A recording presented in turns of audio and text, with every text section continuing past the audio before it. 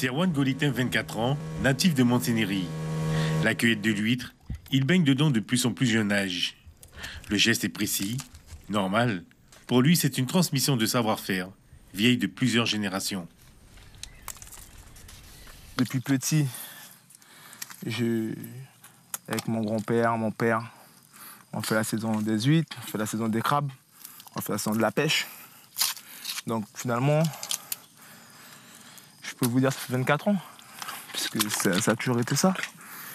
Après ses études, Erwan revient en Guyane pour une année de réflexion. Sa passion pour l'eau le conduit finalement à l'aquaculture. La cueillette de l'huître est ouverte de septembre à décembre.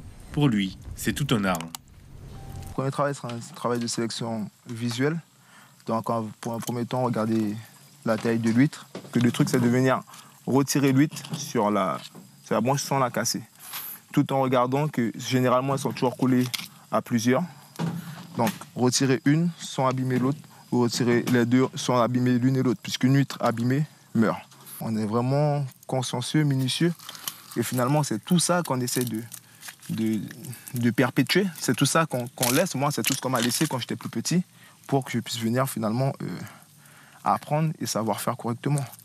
C'est comme cueillir un fruit, c'est prendre à la nature sans l'abîmer. Abîmer l'arbre veut dire que l'année prochaine, il n'y en aura pas. Donc l'idée, c'est vraiment ça, c'est de venir avec très peu de moyens.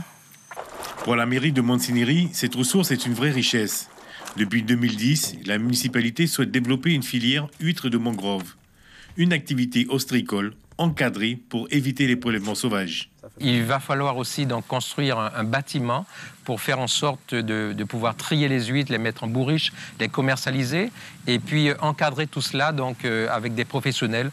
On parle donc d'un chef de projet et 2 ou 3 personnes qui vont finalement encadrer tout cela pour passer d'une économie informelle, qui aujourd'hui a cours depuis presque toujours, à une économie plus formalisée, encadrée, réglementée, mais bien sûr dans les conditions de notre pays avec sa nature.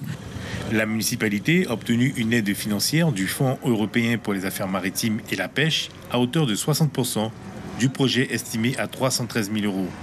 Un projet qui devrait voir le jour en 2023.